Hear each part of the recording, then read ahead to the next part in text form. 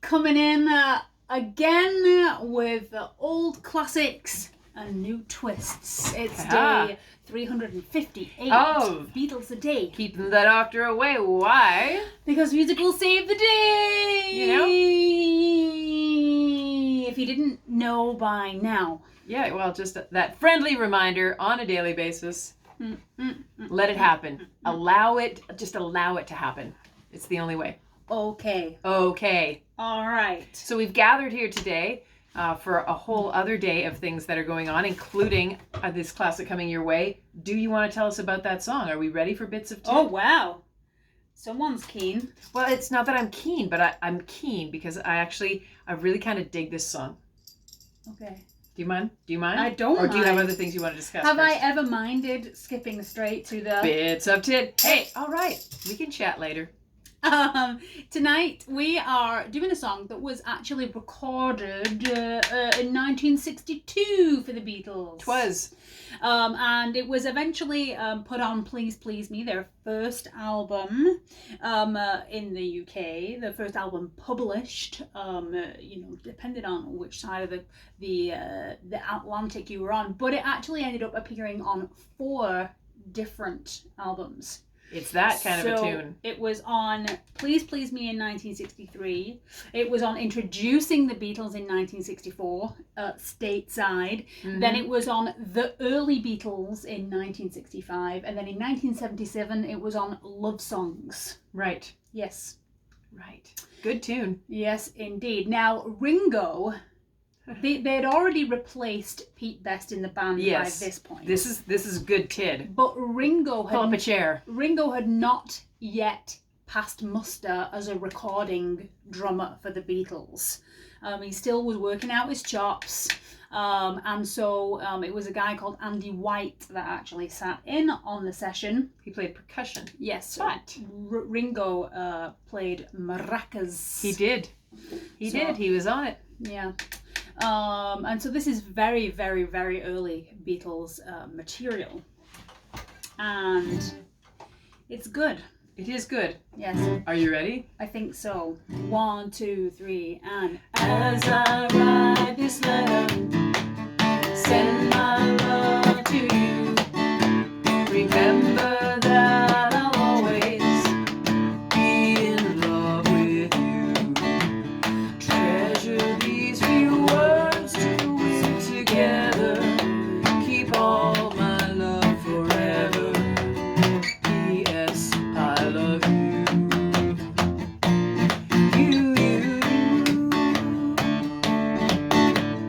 I'll be coming home again to you, love, until the day I do love. P.S. I love you.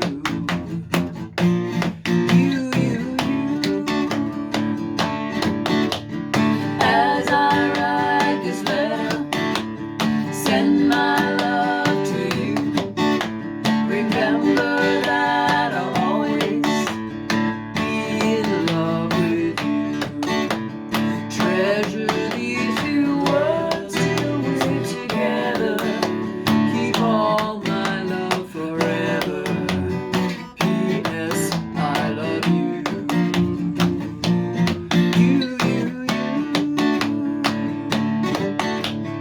As I write this letter, oh, send my love to you. You know I want you to remember that I'll always be in love with you. I'll be coming home again to you, love, until the day I do love. P.S. I love you.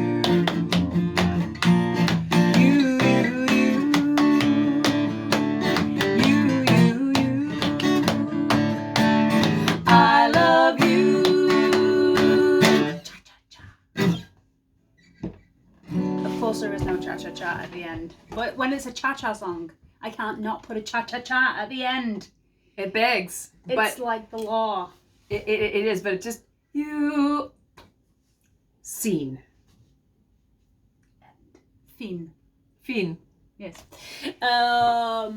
Now, originally, Here's some Cool Tid. Bring on the Cool Tid. It was going to be an A-side.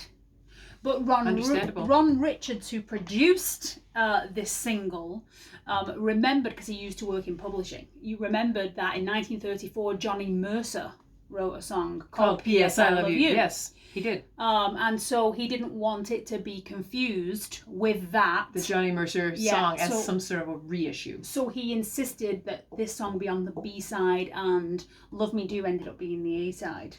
Which I think this is a stronger song than Love Me Do, quite frankly. Yeah. I mean, yeah, of course. Love Me Do, as popular as it was, just seemed a little bit more remedial than this particular right itself. But now think about this, friends. Okay, so P.S. I Love You did not want to be confused with the Johnny Mercer P.S. I Love You from 1934. Remember, when this was released, it was only 30 years earlier that the Johnny Mercer P.S. I Love You was released. Now think about that for a second. It's 2021. What happened 30 years ago? It was 1991. Yeah. 30 years ago. So who was popular in 1991? Like Janet Jackson came out. Well, her Rhythm Nation album was really big. New Kids on the Block. I don't know. Right?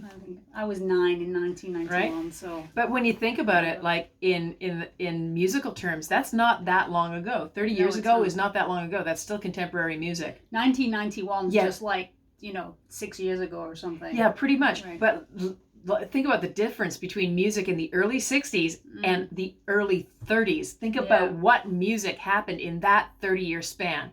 Right. You went from like blues and jazz just burgeoning. Bebop had not yet been invented. Bebop jazz. Right. The R&B thing came up in the 30s and 40s, black R&B that informed rock and roll, that informed doo-wop. Like all of that stuff happened before this song came out. Yeah. Like big band swing, all of it. The advent of like 50s lounge music, Wes Montgomery playing, The Shadow of Your Smile with his thumb in octaves. Like all of this happened before this record came out. That's a lot of music history. But also so much happened in the 30 years after this record. But in the last 30 years since 1991, not that.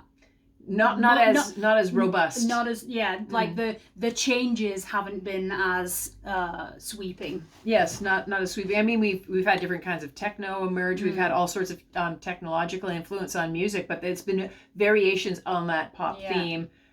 There's been like dubstep and things that are more world music has come to the surface, definitely in the past 30 years. But like the kind of like really super quick evolution of popular music, complete genre of music. It was a pretty robust time between the 30s and the early 60s. Right. Maybe that's where we should start for Beatles-a-Day. We should start like way back. Oh, way back and go into that would be fun. Like the 36 degrees of separation from such a thing to the Beatles. Well, right. For instance, we could. If we were in the post Beatles-a-Day, we could do P.S. I Love You and Johnny Mercer's P.S. I Love You. Right? The next day. We're going to have to start doing like the wagon wheel. Here's the hub and here are all the spokes. And that's the way I think we're going to be carrying this on. A wagon wheel was a marshmallow and jam-filled biscuit. It was here too. All right, okay. But it's also a thing that propelled like pioneers. I know. Over the plains. But it's also a chocolate biscuit. Anyway, chocolate biscuit. That's it. That's Wednesday. Is it Wednesday? Oh my God. Yes, Wednesday. Please, everybody. I was remiss last night. I meant to say it out loud. It was Nancy Lidl's birthday. Nancy Lidl. Beatles-a-Day super fan.